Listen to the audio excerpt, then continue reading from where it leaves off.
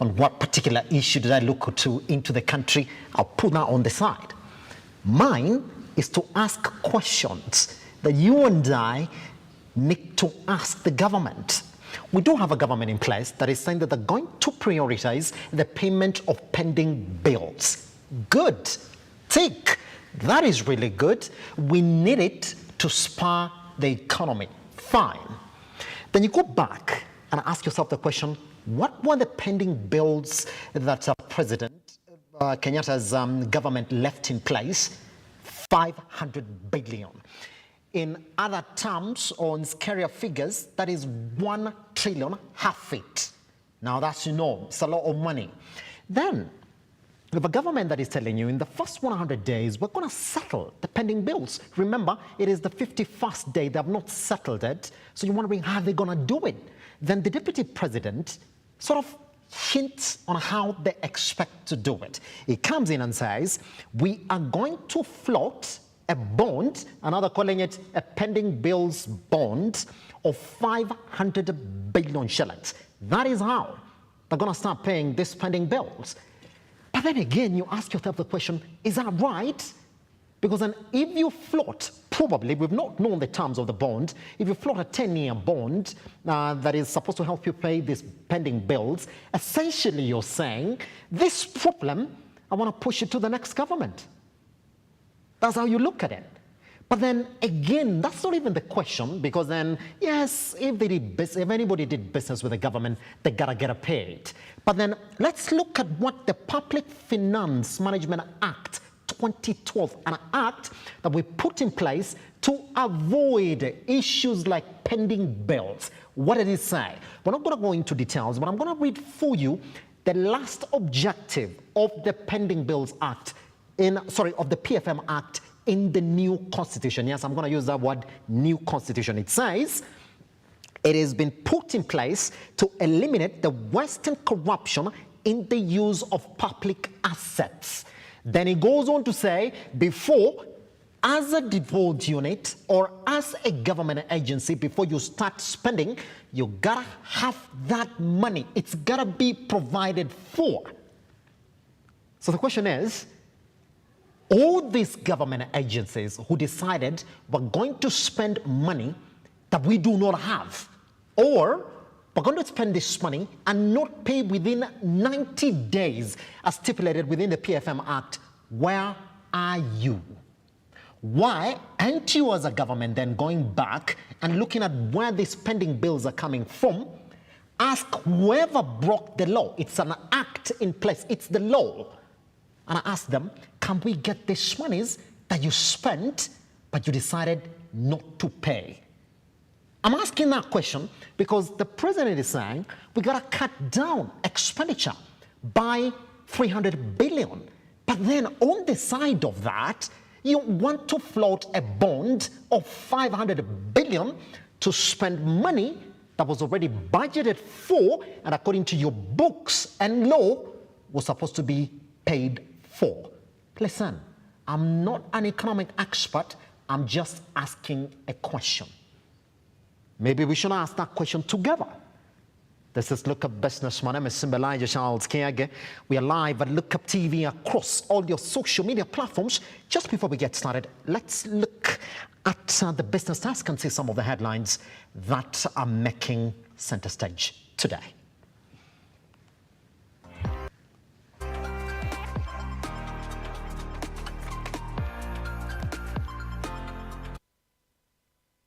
Data from the Kenya National Bureau of Statistics (KNBS) indicates that the country's inflation hit 9.6% for the month ended October 2022. This is the highest figure in 65 months, with food inflation accounting for the highest jump after hitting 15.8%. Edwin John Mukora spoke to food traders in Nairobi who warned Kenyans of further rises in food prices in coming months. Let's take a look at With inflation having hit 9.6% and with most food prices on the rise, we take a spot check to determine the market price of these food prices. KNBS statistics for the month of October indicate that the price of food products increased as follows. 1 kg of carrots increased by 10 shillings to 89 shillings from 79 shillings in October last year. Tomatoes dropped from 103 shillings to 91 shillings. Kales, which is commonly as sukuma,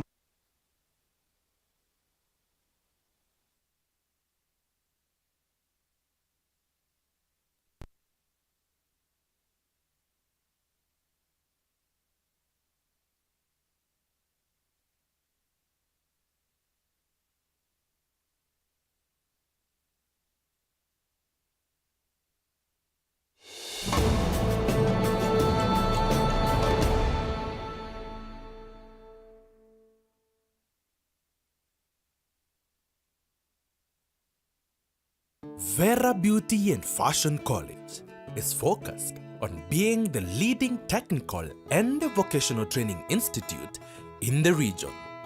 Our team possesses in-depth knowledge and extensive experience in the industry, offering thorough training in cosmetology, hairdressing, interior design, creative arts, training of trainers, nail technology, and fashion design. With branches in Nairobi, Thika, Meru, Eldoret, and now in Mombasa, our courses ensure that learners are completely equipped with knowledge, competency, and employability skills. Enroll today to be a part of a center of excellence.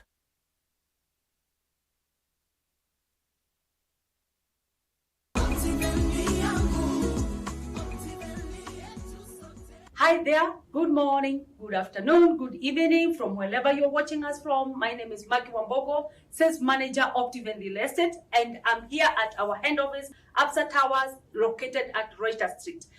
Today, I'm here to talk about our newest project, that is Great Oasis Gardens, Nanyuki, and it is located only 10 minutes drive from Cedar Mall. And in this project, we have proposed that we will be having a GMC Entertainment Center. This will be a replica of what we have in Kitengela, GMC Kitengela. We are also proposing a police post, so you are assured that security, once you invest here, security is good. And we are also proposing to have a playing ground. We are also going to have a community ground. So once you invest here, you don't have to worry about the security. The other things, among the things that we are doing, or the things that we have done already in Great Oasis Gardens, we have already done the marking fence, and the roads, the internal roads are already happening. We have started the malaming the road, and we are still in the process of doing the malaming of the internal roads. And we are also sinking a borehole so that we ensure that our investors in Great Oasis Gardens, Nanyuki, will not struggle with water. We are also going to elevate a water tower so that we have a constant supply of water in this project. And we also have a caretaker on site. The caretaker is on site and he's there 24/7. And then we also have different sizes in this project. We are having 8, we are having quarters, we are having halves, and we are also having acres. One can buy in bulk, you can buy in big chunks, and that is why we are saying in Great Oasis Gardens Nanyuki, we are saying that bigger is better. In this project, what you can invest in, you can invest in private schools, you can also do holiday homes, whereby you can do Airbnb, you can also do holiday homes and then you start renting, and you can also build houses and sell. You can also do apartments in this area. You can also do supermarkets. You can also build a mall and then you start renting. There is so much that you can do in this project because it is not controlled development. We are also located along Nanyuki Rumuruti Road, and this road is being proposed to be tarmacked by the government. So coming from Nanyuki, or coming from wherever you will be coming from, it will be very easy to access the project because it is touching the Nanyuki Rumuruti Road, which is going to be tarmacked by the government. My number is +254 722 355 107. Do not be left behind. Call that number. I will work with you. If you are in Kenya, give me a call. We go for the site visit. We select the plot and we start the payment. If you're in diaspora, send a representative, and I will be delighted to work with you. And as we say here in Lookuptv, we shine because you make us shine. God bless you. Thank you.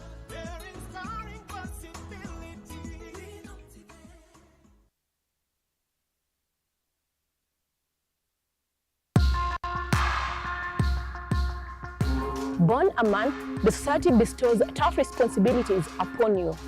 Lazima uwe mtu wa bidii, ukija kuoa lazima uwe ni provider. If you're not able to provide, that's a challenge. It takes a toll on a man. It takes someone who is strong enough to face it. This is Born a Man.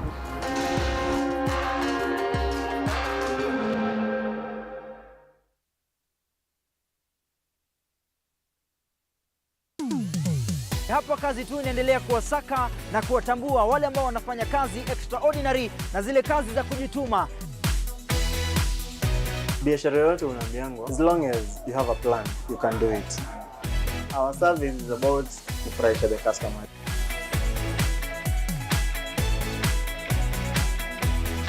Mpenzi mtazamaji, hii ni Hapa Kazi Tu.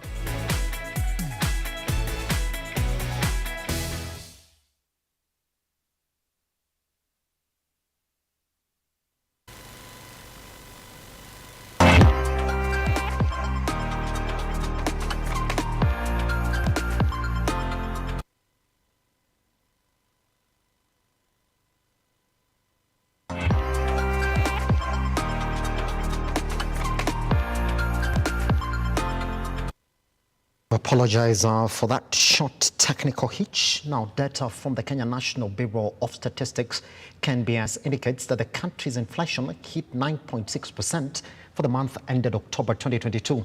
This is the highest figure in 65 months, with food inflation accounting for the highest jump after hitting 15.8%.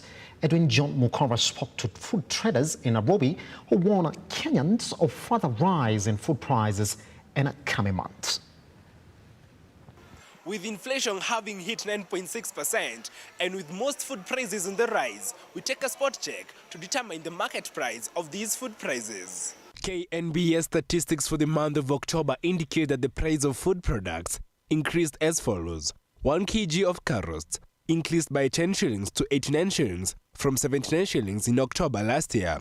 Tomatoes dropped from 103 shillings to 91 shillings. Kales, which is commonly known as sukuma wiki, increased by 4 shillings from 56 shillings to 60 shillings. Potatoes increased from 68 shillings to 90 shillings. Yes, iko juu kushinda last time. Because wakati huo hapo mbele, tungeenda tununue kama ni muhogo tununue 300. Na saa hizi tunaenda tunanunua 100. So naye mwenye unauzia anakuambia mbona kuko hivyo. Nyanya tunanunua na kilo 40 bob. Nyanya iko bei rahisi. Na kitunguu tunanunua 50 bob. Haya mwenye tunauzia tunamuuzia na 80. Na nyanya tunauza 100. Haya kama ni waru gunia moja ni 6,000. Na hiyo gunia iko na ndoo 4 na nusu. So hata kuiuza bado ni challenge. Saa hizi kasuku tunauza 200. On their part, the traders have lamented that the high cost of living has forced them to increase the prices of their products, saying they are getting losses since they also buy at high prices from the suppliers and farmers. Gunia moja ya waru ni 6,500. Na kulingana na hiyo bei, hata yenyewe ukiuza hata uze na kasuku haja itoi, cause watu wanalia hawana pesa. Ukiambia mtu kasuku 250, na hiyo ndio ile bei inaweza kukubakishia kitu, huyo mtu analia hana pesa, hana kitu. Inabidi umkatie hadi unamuzia so mbili. Hata hiyo so mbili bado analia. Anasema pia hana pesa, hiyo so mbili inabidi umuzie na bei ya 180. Na tukiangalia kama vitu kama minji saa hii pia iko bei kali. Kitambo tulikuwa tunanunua bei ya 13. Saa hii ni bei ya 16. Ika kitu kitambo tulikuwa tunauza na bei ya 130, 120. Saa hii ni 180. Kija kuambia mtu 180 bado analia, anasema hana pesa. So kulingana vile vitu viziko na bei kali, hawakuli. Mtu ukimwambia minji unasikia anakuambia hapana. Hata heri ni kule chakula bila minji. Ukimwambia bei ya waru ikasuku kitambo tulikuwa tunauza na bei ya 30 bob. Saa hii ni 70. Ukimwambia 70 anakuambia tafadhali ni kule chakula bila waru. Na unaona waru yenyewe iko na bei kali.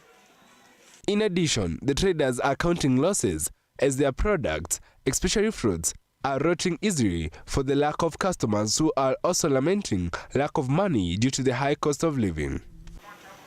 Kasi imeharibika sana sababu samani tulikuwa tunanunua vitu kama maembe shilingi 10 na 20.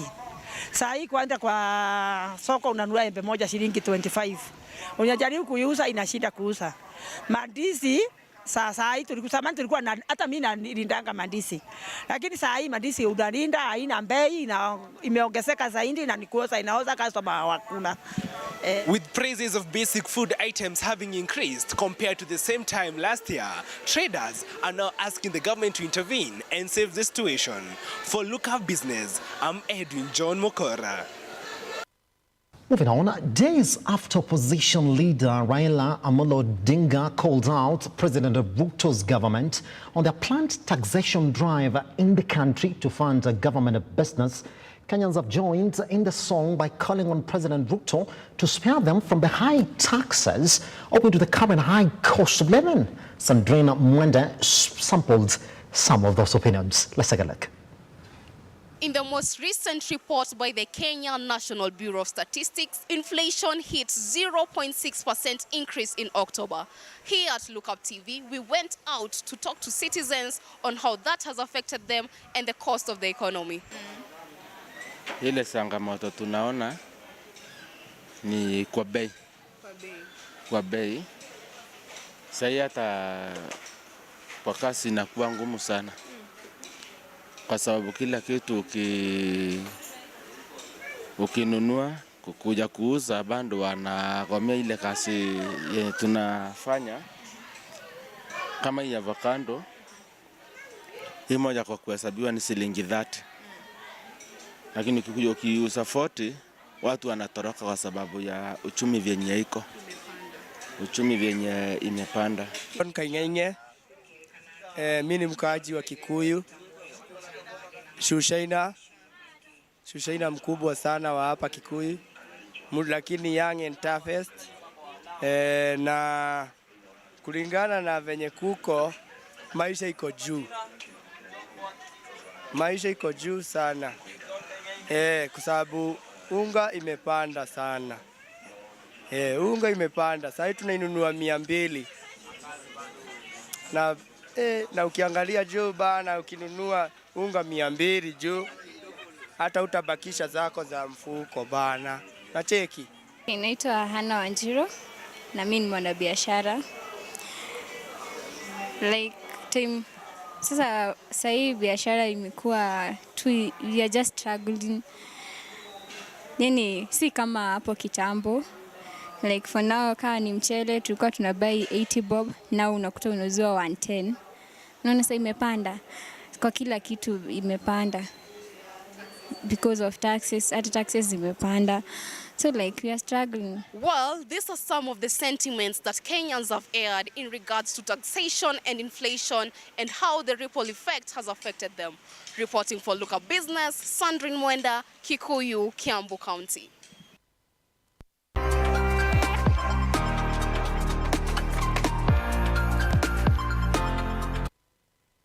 Has been exactly 2 hours and 23 minutes of trading this morning. Now, the bigger conversation that we're talking about is exactly going to come from that story right there by Sandrine Mwenda, on taxes versus increasing debt servicing costs in the country. But just before we do that, then let me introduce the guest who's joining us this morning for that conversation and the next segments for our markets here this morning. I'm privileged to be joined by Christopher Aura, who's an investment analyst at Sites. And Christopher, good morning, sir. Good morning, Simba.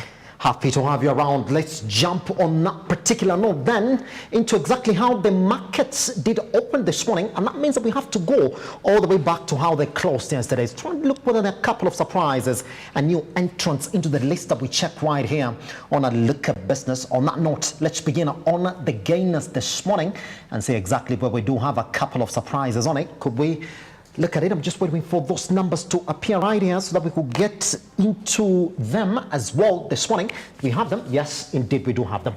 Good. Every time I look at this particular list, Chris, for me, I usually go all the way to what is the main pointer there. I see Nairobi Business Ventures for the very first time closing into the 4 shillings mark. They did get into the 5 shillings mark. Remember, 2 years ago, they announced that they were going into that business diversification. Are you surprised that they've been rallying immediately after announcing that they're now in the main market segment at the NSE? No, it's not surprising, Simba, because since the diversification process has enabled it to perform better. Yes. And most of the investors have confidence in the stock. Yes. So that's why you're seeing it still rallying. Are you saying that we're going to see it break into the 7 shillings, 5 shillings mark? Because when I talk to majority of analysts, they're saying, well, you see, Simba, this is a long-term one. Just hold on. We might not know exactly how NBV is going to be, because we do know they're into airline business and manufacturing business, and that particular area is not really that potent within the Kenyan economy. Okay, I believe it's good to just wait a little bit because of the current economic situation. Yes. The inflation and the currency depreciation, all these things, yes. they are playing major factors. But it's still rallying, but it's good to wait for it to bridge that gap.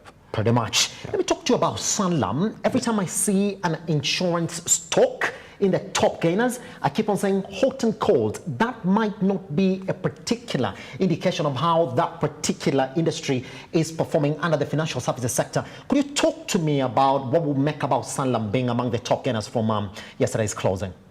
Sanlam is just that, first of all, the insurance sector in Kenya is still struggling. Yes. So Sanlam, if it can bridge that market and perform better, that's good news. Mm-hmm. But basically, if Sanlam, in terms of its performance, I think the investors believe that it's going forward, Sanlam will be making profits, and this will make certain more investors to buy the stock. So this has a positive impact on the stock. Pretty much. Yeah. Let me just leave it there for now, because we just want us to move into the next particular list that we have for you this morning in terms of the biggest losers from yesterday's trading. And I'm also looking at the particular surprises on this particular list. If we can jump into that one just right about now, so we can get to talk about it. Indeed, we do have it on this one as well. And it's surprisingly enough, by the way, Chris, I just want to start on KPLC. There will be a bigger loser from yesterday's trading because of the seesaw that we've seen in that particular stock. It's either they're hitting or not hitting. Could you talk to me about KPLC? Is it an indication of the direction of that stock or just yesterday's trading? I don't believe that's the direction of the stock. Yes. It's just yesterday's trading, because there are a lot of factors to consider. Basically, if you see how the KPLC has been performing in terms of the consumer perception about KPLC, the stock, the prices for electricity have been rising. Yes. So it's just I think that it's just yesterday's performance. That performance does not reflect the continuing performance of the stock. Yes. But do you expect the KPLC is going to break into the 2 shillings mark? Because, well, the biggest one we've seen, by the way, just a couple of weeks ago, after that did in euros investment, and the timeline was maybe a day or so when they broke into that 2 shillings mark, and then they went back to the 160, 170, now they're back to 180. Do you expect that they're going to break into the 2 shillings mark, or we wait and see exactly what happens? I don't. I think it's a matter of wait and see, but investors are usually reactionary. So any news like the individual news, the stock performed that because of the reactionary nature of the investors. Yes. So in case if there is any news, maybe surprising news, it can perform. But generally, if you look at the market, it will just maintain that momentum for now. Pretty much. Let's move on to the next indicator this morning. The big boys then in terms of the volume yesterday. And by the way, Chris, I gotta ask you that though. I mean, they say November is not a very good time for our local market because international investors are already on break from trading. Are we already tracking that, going by these numbers that I want to present to you this morning? Because again, they're not really that large. Because if we go by what Safaricom is now raking in vis-a-vis what the rest of KPLC, KCB, they're coming in, would you say that indeed they are on a break just before we start talking about KPLC and KCB? For Safaricom, is usually the number 1 in the market. But if you look at the numbers, we are still it's that the process is still going on well. Yes. Yeah, maybe the effect of the investor going on break will be seen in the few weeks to come. Yes. Yeah. Pretty much. A KPLC, again, a 2 million mark traded. That this particular stock has been exciting investors this year. And by the way, we've seen them even touch 9 million by volume on a particular day. But for them to hit 2 million, the Safaricom to hit 12 million, does that show you where the money went to yesterday then, Chris? It's basically, we can, the KPLC stock, just as I've said earlier, yes, is about a reactionary nature of the investors. And if we look at the volume of the trade, yes, it means that people are still excited about it. So let's just give it time and we'll see how it performs. Let's give it time and see exactly how it performs. Now that's exactly how your markets then look in today's opening, and we do expect that these numbers are going to see so, by the way, by the end of the day. But we do expect, just like Chris is saying, that KPLC is going to be there, the rally is still going to continue. Investors are excited because we do know Safaricom is going to be there, and you can see KCB is back on it again in terms of those banking quarters. For now, we take a short break, but once we come back, the question that we put into Chris this morning is, you see how the government is saying we gotta pay taxes then to run government affairs, fine, but are you ready to pay those taxes owing to the rising debt servicing costs? We should be reading for you a report that was released by Treasury, and by the way, I would like to think that that is Okuri Yatani's team who said in the next 1 year, by the way, that is in 2023, we should be ready with 2 trillion as the amount of money that we're going to start using to service our debt. On the back of that, the president is saying we've got to cut back on expenditure, 300 billion. But then you're also saying, where is that money going to come from? Because the cost of living and the environment for business in the country is not really that good. Tough balancing act. Once we come back, right here on a Look Up Business. Join us online at Lookuptv across all your social media platforms. I am at Kiage Simba. Let's take that break.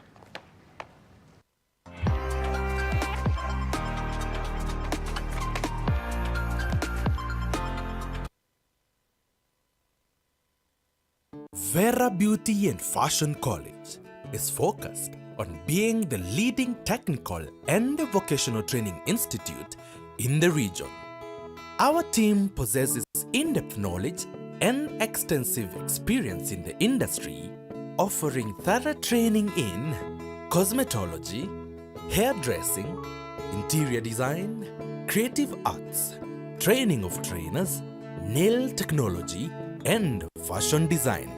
With branches in Nairobi, Thika, Meru, Eldoret, and now in Mombasa, our courses ensure that learners are completely equipped with knowledge, competency, and employability skills.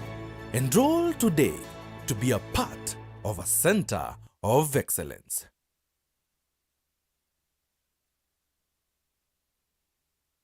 Yippee! Kamata plotting at 349k. Oh yes, for only 349,000 Kenyan shillings, you become a plot owner at the Great Oasis Gardens, Nanyuki. The Great Oasis Gardens, Nanyuki is located along the Nanyuki-Rumuruti Road, only 11 minutes from the Cedar Mall and right opposite Mount Kenya Wildlife Estate. This is the best place to establish the getaway home that you have always dreamt about. For every 349,000 that you deposit or pay as installment towards any of Optiven's plot of land, you get 10k cash back instantly. Jaza basi twende Nanyuki. Bigger is indeed better.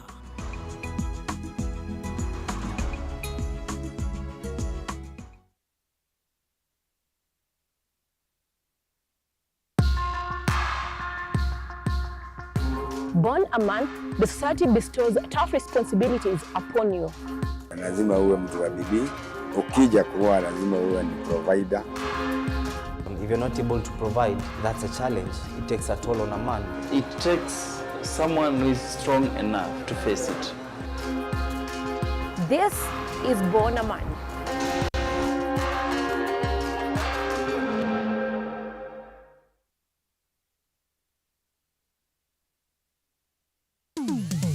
hapa kazi tu inaendelea kuwasaka na kuwatambua wale ambao wanafanya kazi extraordinary na zile kazi za kujituma. Biashara yote unaambiangwa, as long as you have a plan, you can do it. Our service is about kufurahisha the customer.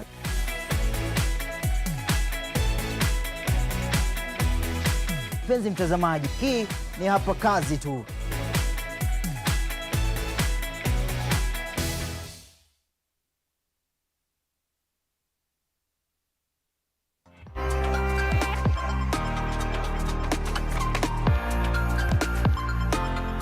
Hi, welcome back to Look at Business. My name is Simba Charles Kiage. Thank you very much for taking your time then to continue with us this morning. Let's talk about that particular one, because our topic this morning is taxes versus the ever-rising debt servicing costs. By the way, you must not be an economist, and I keep on saying that, but go read that report by the outgoing team. Treasury will say that indeed we have to take care if we're going to manage our debt servicing costs. We're going to look into bits of that this morning, but then again, let me just paint for you a picture on what that is, particularly because this report is coming at a time when we do have a new Treasury CS that is in Njuguna. Now, even as the president, that is William Ruto, plans to cut expenditure by 300 billion, Kenya's debt servicing costs are projected to jump to 1 trillion shillings by the end of the current financial year. Now, listen to that, because right now they are at a 945 billion. According to an annual public debt management report, public debt will climb from 8.58 trillion by June to 10.1 trillion within 2 years. Now, it's a story that we're going to do this week for you, so you can also get to see the details. But then let me jump into that conversation with Chris right here. Chris, that particular report, let me begin from there. For you, when you looked at it, was it a warning from the outgoing team on how bad things are in our office, even as you planning to come and tell us how you're going to manage the issues? Okay, I just believe that the report is just giving us directly what's happening in the Kenyan economy. Yes. The debt level is high, and we need to come up with strategic measures to manage it, because without that, we are going to go under distress, and it will not be good for an economy. It will have a massive impact on the economy. Let me begin from this perspective. Again, we've seen a report that was compiled this morning by one of our reporters, where Kenyans are saying, well, we like where you're going with these taxes, but could you hold on? Because then inflation over the other side as well is skyrocketing. I mean, we're starting November when KNBS is telling us that we are already at 9.6%, 65-month high. This plan by the government to tax so that we can get money to either pay our debt or run government affairs, do you think it's feasible going by how much Kenya has been able to collect over the years? First of all, if you see in the last financial year, KRS passed their revenue collection target by around 0.2%. So if you look at it, that means the revenue collection is not that badly off. And if you see they want to increase the taxes, who are you going to tax? Because already people are overtaxed. Did you see that plan? I'm sorry to jump in, Chris, at this point. Did you see that plan? In fact, there's somebody was questioning, if you look at how many mobile numbers are registered by Safaricom making M-Pesa transactions, they are 32 million now, because they didn't announce that they got an extra 2 million as well in this financial year. They're saying that if you could even get half of those registered, then you'll be tripling what KRA is making. But the issue is, like for example, you can find me, I might be having 3 lines to M-Pesa, and it doesn't mean that if I'm transacting via M-Pesa, I'll be paying taxes. Some of these people are students who are being sent money to by their parents. So I don't think we should just look at it that way, that the number of M-Pesa, the people subscribing to M-Pesa will automatically become taxpayers. Yeah, because currently it's around 7 million registered, those having KRA PIN numbers. And most of them, you still find them, some of them are also still filing nil returns. So let's go back a bit on these taxes, by the way. But so when you look at the ability of the Kenya Revenue Authority, and we've been speaking about how they need to be empowered. Now, we can actually say for the very first time, second, KRA has given us 2+ in terms of the taxes that we're getting into the country. But then on the back of that, now they're saying in the next 1 year, our debt servicing costs are going to be 1 trillion. Right now, we're still bouncing on 945 billion in the current financial year. So if they continue collecting that, Chris, the 2 trillion mark, it means that half of those, whatever it is they're collecting, is already back into debt servicing. Meaning that we have to look for an extra 2 trillion if indeed we're going to budget for our expenditure. What do they need to do to KRA just to make it then collect more money, if that is the way? Okay, first of all, the issue of trying to overtax the population, that will not work. I believe the government, they should just come up with increasing the tax base. Find different ways of closing the loopholes, like if you want to, these businesses, ensure that they have a good operating environment and where they will be able to pay taxes because they will get the revenues from the operations. So just making the economy to perform better. Because you're not going to tax people if they are not, the economy is not performing, because they need to make that money first before they can pay the taxes. For any other person listening to you this morning, Chris, and I would like to point you out to that report as well. Here's what they're saying. They're saying that by 2026, which essentially is just 3 years to come, Kenyans are looking at 10.8 trillion, a debt profile of that magnitude. Now, this is what we're coming back from, because now the government is telling us you can actually get to borrow more. Because if we go by our GDP rebasing, the last one that we did last year, we did add 500 billion into the economy. Should we be scared about this debt profile, 10.8 trillion, or that is exactly what it's going to be, whether we like it or not? We should be scared because currently the debt to GDP is around 68%. So if you look at, already it has surpassed the IMF threshold of 50%. Because for developing countries, IMF recommends a debt to GDP of around 50%. So if it has, it may be by that time, it will be around 70 or 74%. That will be massive, and it will reduce confidence of lenders. We are not, is either we are going to get a debt at high rate, or the lenders will shy away from giving us loans. And also this will affect our economic growth, because most of the local production will be used to service the debts, and this is not the right place to be as a country. If you go by what we already do know in terms of absolute figures again, I mean, that's saying then, as from next year, in the next financial year, when then this debt will be around 1 trillion that we have to service, we have to prepare with over 3.67 billion on a daily basis for us to realize our debt servicing costs. Chris, when somebody is looking at that, you know, it's as if we never know what 2 billion is really, what a billion is, if I may start from there. What is the expected impact in the short term, at least for any other person who's listening to you, when you're telling them, you see, your government needs at least 3.67 billion daily for the next 365 days for it to service its debt? What are they going to feel? What is the short-term impact? Oh, so fast, just as you have seen from the recommendation by the president, cutting the budget by 3 billion. So this means that the government expenditure is going to be reduced. So things like capital-intensive projects are going to be minimized. We are not going to see a lot of such projects going on. And also, we are going to see more of fiscal consolidation, because the government, they have to try and bring down the cost. So they'll do fiscal consolidation. Then another thing is that we are going to see a lot of, maybe in the Kenyan government sector, the level of local borrowing, the domestic borrowing may increase, because they will be borrowing Kenya shillings, and at the locally, if you borrow locally, government will, they have a high level of people who are willing to lend them because of the high interest rates.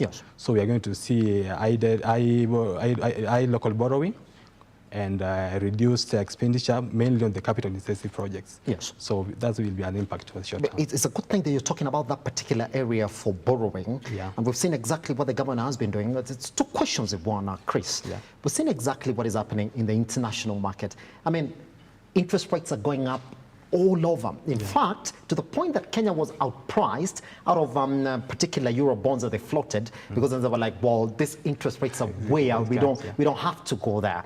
Now, if you come back to the local market, I mean, where they're controlling the interest rates, they can keep on floating bonds until they're satisfied. Talk to anybody who's saying, well, if they can borrow externally, then why can't they turn around and borrow internally? What would be the expected impact then of the government turning into the local market and borrowing vis-a-vis trying to get something that is better in the external market? Okay, so first, in the local markets, if you borrow excessively in the local market, there's an effect called crowding out effect. Yes. So this is where, you know, government borrowing, their level of risk is low, and also they will be borrowing at high rates. Yes. So most of the banks will consider lending to the government instead of lending to the private sector.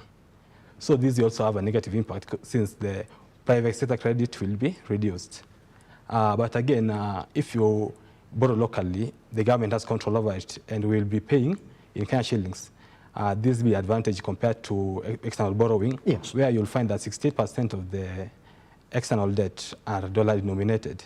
And if you see the current depreciation of Kenya shillings, it will mean we'll save on the forex exchange risk. Yes. Yeah. Pretty much, but when you look at the plan again, I mean, do they have any other way out? Chris, because you've got to go out and look for this money. Well, let's look at that profile. Now, we're talking about a local profile of around 280 billion that the government has to look for locally, vis-a-vis the 360 billion that they're going out to get then externally. Either way, majority of this money is going to come out externally. You can't turn out to the local market for your borrowing. The whole conversation around the new Treasury CEO saying we're going out to look for cheap concessional loans at a time when nobody wants to give you cheap money. Is it ever that? Let's ask that question. First, I believe Kenya government, we have to borrow because we have no option. For the government to function, we'll need to borrow externally. Yes. Because we cannot borrow locally also. So if maybe we can shift from more of the commercial loans, and we can target these farms, the organizations such as IMF and World Bank. But then they don't come on the cheap, Chris. Because the IMF is pushing for the reforms that we do not exactly want here. Look at the World Bank. World Bank is pushing for reforms as well before they get to give you that money. Which, let me take you back a bit, Chris. Yes. Ukuri Yatani came in our office, and you would hear him saying that his biggest challenge then is to settle the wrongs that the previous years, if I do remember, it was Rotich, that I put this country in, saying that he went for expensive commercial loans. He said, in the near term, what I'm going to do is find a way for this country to find cheaper loans, concessional loans. Yes. Fine. Ndugu. I listened to him during the vetting process. He said, guys, we already messed up. You can't pretend that you're not messed up. So what we're going to do now, in the short term, is correct these mistakes we've made. Fine. Then once we are sure that we've corrected the wrongs that we've done, then we start talking about how can we then borrow more. For now, in the short term, is to correct these mistakes. But then, Chris, same song. Why are they going to get this money if IMF is the one that is calling for the complete removal of even the cushioning that we're already seeing in the country, the fuel and the energy costs, salary increments that we're talking about now, they're the ones who are calling them off. Are they preaching water before they actually find this wine? Which is why I asked you, is this a report that the former government is saying, well, guys, be aware, it was not easy? Yeah, true. So the report is just saying that specifically. It's not easy because we are in a bad situation as a country. Yes. But if you compare if you go for the concessional loans from World Bank or IMF, there are conditions that will be given. But if you compare the concessional loans and the commercial loans, we'd rather go for concessional loans because the commercial loans are really, really expensive. These was really messing up the debt servicing level. Yes. Yeah, but if you go for the IMF, they have to give us conditions. Like right now, they'll want us to remove the subsidies, which was partially removed by the regime, by the new regime. And also, they'll want to cut on the expenditure, maybe reduce the recurrent expenditure. So the only thing that the government can do now is to comply with the IMF rules, because if they're saying otherwise, that will be misleading us. It will be misleading us, isn't it? True. But anyway, let me ask you another question again that really stands on that particular one. And it is in the way then that this debt servicing costs, by the way, Chris, is not something that we can control, because then you see what the banks have been doing currently is that every time inflation goes up, they'll come back and tell you, see now inflation has gone up, we're going to come in and then improve on that interest rate. Because then the Feds across the Feds are also adjusting those interest rates. That even when we want to mitigate these interest rates on even the cheap loans that we were saying, interest rates are also rising to the point that we are paying a lot of money on top of the interest rates that we thought we'll pay for.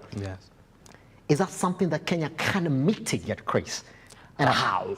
Currently, the only way, already for the loans that we have taken, we love to service them. Because another thing that's making the loans to be more, the cost of servicing to be more expensive. As I've said, because of the forex exchange, the depreciation of the currency. And you see most of the external debts are dollar denominated. So that one will also increase the level of debt. But for the inflation, this is majorly brought about by the external factors. Is majorly the imported inflation because of the cost of fuel, such things. And the government has been trying to control it by increasing the central bank policy rate. So the effect is that there are no way to mitigate if they have already put the measures there, like the increasing the CBR rate will make, reduce the demand supply in the economy. So I think it's just, once they have put the measures out there, they'll just wait and see how the economy will perform by itself. Pretty much. Now, let's then answer this question. That inflation is always going up. Right now, we're talking about 9.6%.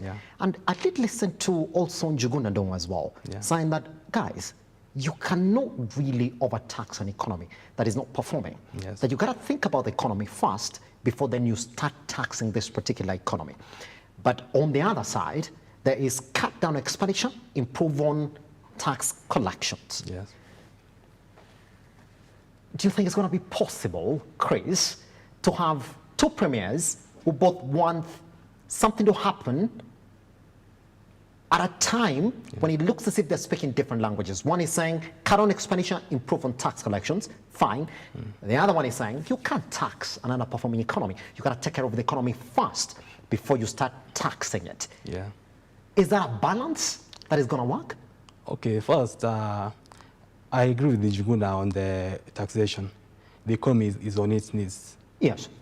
If you overtax them, you will be worsening the problem, because where people are not going to get money to pay the taxes. So the first thing that maybe that could be done is reducing the expenditure. And that one, it will be better maybe to cut off the expenditure, though I don't think it will have a massive impact, because currently the deficit is around 62 billion. If we cut it to be around 580 billion, so we still have that expenditure, because the revenue that we collect, like this year expenditure was 3.3 trillion. The revenue, it was around 2.4. So where are we going to get this? The 860, isn't that where it's going to come from? We love to borrow, but so the only way out, if you remove the taxation, is to cut on the expenditure, which will still have a negative impact on the government. Negative impact on the government, which is where my next question was going to come from.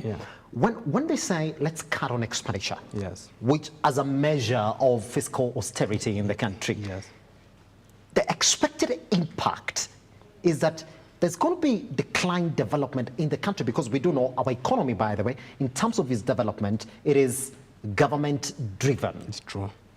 Then what do they need to do on the other side once they cut this expenditure? So it's a tricky balancing situation, because the economy has to grow, and at the same time, you have to service your debt. You have to reduce the level of debt servicing.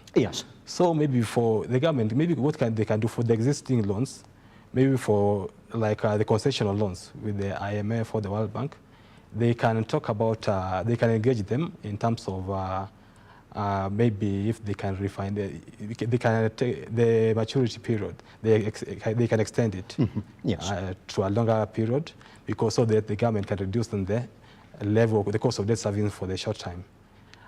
Because that at least it will give them a leeway of having some funds to consider investing in the economy. Because if they just cut on the expenditures like the infrastructure development, this will have a negative impact. And again, I saw the president trying to come up with trying to improve the capital markets. So maybe this is another way of privately raising capital without involving the government. So if they can privately raise capital and invest in the economy, I think that will be an option. Pretty much. Yeah. I'm looking at you because then I'm saying these are the options that we've seen from time to time, Chris, but then the impact has not been felt yet. Now, let's look at that then. If you look at this debt servicing cost vis-a-vis what the alternative is. Chris, do you think, and this has been floated a lot more times as we clear, do you think that we can get to a level where we're going to look at all our creditors and tell them, you see, guys, the way it is right now, we cannot pay, and we will not pay unless you give us a moratorium, maybe a 6-year, 5-year moratorium. We fix our economy, we are cutting down on expenditure, we're pushing in austerity measures, then come back after 5 years and then tell us, where's the money? Oh, so that's basically it's about restructuring our debts. Yes. So to restructure our debts, it will have a negative impact, of course, because if we once you restructure your debt, if you want to borrow again, the lenders will see that this person, this country is going to default, isn't it? So they are going to increase. Either they are going to refuse to lend you, or they are going to increase their rates. So this will be, we will still need to borrow, but then again, it will be like a vicious cycle. But again, the current situation will demand that we find a way of extending the debt. Yes. So like IMF, I think it's IMF, they are floating an option of restructuring debts for developing countries. So maybe the debts for concessional debts, maybe that can apply, but for commercial debts, it will be tricky. It's going to be a challenge, isn't it? Yes. Just lastly then, as we clear on this, Chris, the government comes in, says that our debt profile right now is at 8.58, and they're told this is going to jump to 9.4 by the end of the next financial year. Yes. Is there something they can do now, before then we get to the next financial year, to say, you see, it was projected to go to 9.4 trillion, but we've brought it back, guys, maybe to 9 trillion, or even 8.6 something trillion. Is there something they can do in the short term? For the short term, it's just because already currently we are servicing debts that we are incurred. Yes. So for going forward, they have to consult or engage the lenders to restructure the debts if it's possible. Yes. Of course, that will have its consequences. And again, maybe going forward, the government should, when they are borrowing, they should come with better terms, and they should avoid going for commercial loans. It's better to concentrate on the bilateral and multilateral loans. And another thing that they can do maybe is to cut on the expenditure.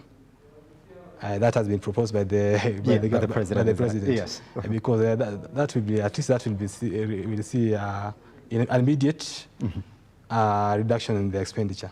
Pretty much. And maybe another thing is to, they say to help the KRA official, the KRA team, to increase their level of tax collection. And this should not be done by overtaxing the people. Maybe they should just come up with effective ways of they should find the loopholes within the tax revenue collection process and develop on it. Improve it. Chris, thank you very much for coming by. You're not painting quite a clear picture on that, on a good picture that is, or an optimistic picture on that report. Because Chris, you're saying exactly what has been said over and over again. So maybe I'll call you back again now once we start to see that expenditure cut, and then we start debating on it, on exactly how effective it's going to be. But anyway, thank you very much for making time. It's fine, thank you. It's been lovely, man. I appreciate it. All right. Now, guess what? You can actually take him back to the time that he came to the studio this morning, talking all the way about how you should wait on KPLC. Yet, for it to break into the maybe 2 shillings or 3 shillings mark before you put your money into it, all the way to, it's not about overtaxing, it's not gonna help. It's about finding the loopholes within the tax system, make it efficient. If indeed we are going to talk about properly servicing our debt costs. My name is Kiage Simba. This is Look at Business. Another day tomorrow.